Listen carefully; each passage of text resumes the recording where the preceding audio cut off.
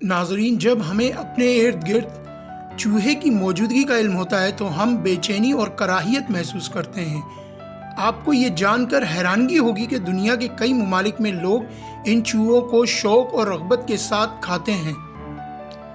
جی ہاں، Cambodia, Laos, Myanmar, Philippines, Indonesia, Thailand, Ghana, چین اور ویتنام میں چوہوں کو کھایا جاتا ہے۔ یہاں تک کہ کیمرون میں چوہوں کا ایک چھوٹا سا فارم ہاؤس بھی ہے۔ یہ چوہے چکن یا سبزی سے بھی زیادہ مہنگے بکتے ہیں۔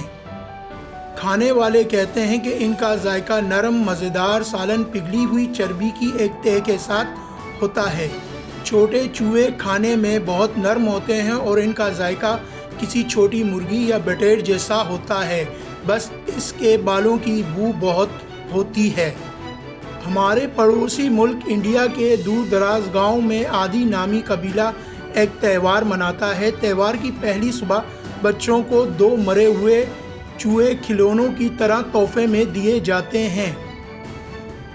اس تہوار میں چوہے ان کے کھانے کے بہترین پکوانوں میں شامل ہوتے ہیں۔ آدی قبیلے کے پسندیدہ سالن میں چوہے کے معدے، آنت، جگر، دم اور ٹانگوں کو مرچ اور ادرک کے ساتھ پکایا جاتا ہے۔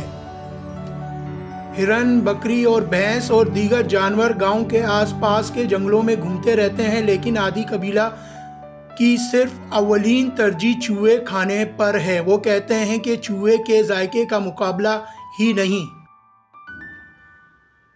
آدی قبیلہ اپنی بیٹیوں کی شادی میں روایت کے مطابق رخصت کرتے ہوئے جہیز میں چوہے تحفے کے طور پر دیتے ہیں اور اس پر فخر محسوس کرتے ہیں۔